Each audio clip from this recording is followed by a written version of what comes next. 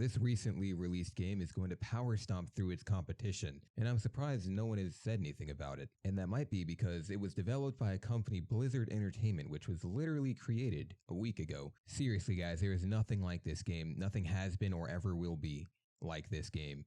That's at least what they wanted us to think. Welcome all back to another video. Today we have Overwatch 2. Now, I'm sure most of you, if not all, know exactly what's going on here, and if you don't, I suggest you read up. Overwatch went free to play under the guise of being a new game, or a sequel if you will, which should be a federal crime to refer to it as.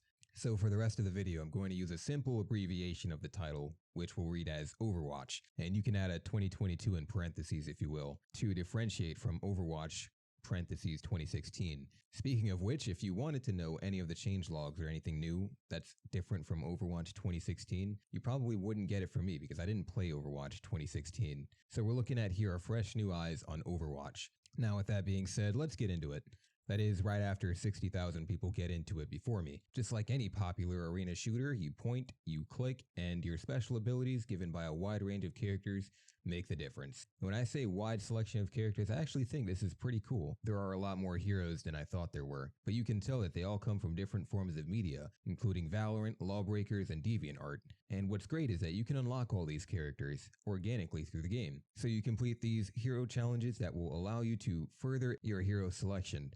Wait, what the fuck is that? Okay folks, it looks like one of the characters is unlocked through the battle pass. That should be easy. Like, there's 100 tiers. You unlock the character at 100 tiers, free battle pass. Same thing as any other unlockable agent, hero, whatever. Except that's not the case here because it looks like Mrs. Kiriko is behind the paid battle pass. Get Donowald, weebs. Of course, in all seriousness, this is a ridiculous idea because at any moment this character can be buffed and you have to pay $5 to win, i.e. the pay to win situation.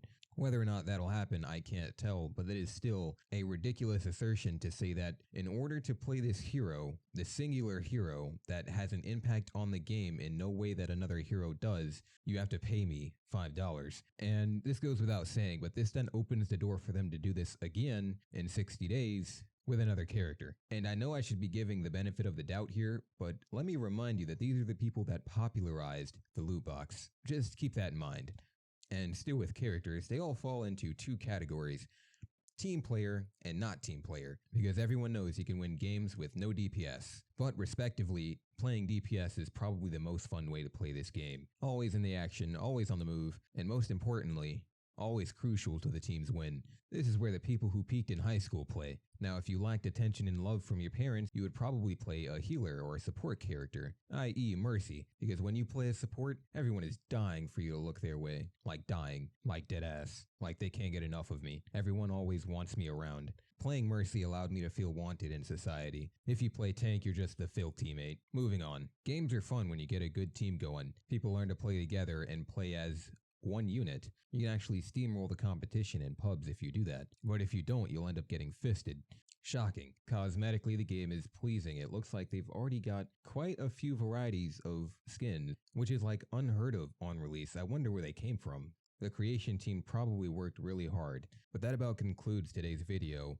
If I had to rate this game based on a 1 to 5 scale of watermelons, I'd probably rate it a 4 out of 5 on a good day. You can tell there is an immense amount of work behind this game, maybe something like 6 or 7 years, which is surprising considering it came out 2 days ago. But jokes aside, if we were considering all the changes that happened from Overwatch 2016 to Overwatch 2022, this game isn't really that great. There's nothing new awesome about this game. It's more or less we changed a few things, plus it's free now, which is the only incentive that got me to play it. I was never going to play Overwatch 2016, being that I had to pay money for it. Thank you all so much for watching. Make sure you hit that subscribe button, pick yourself up a new watermelon. Stay tuned, and I will see you in the next one.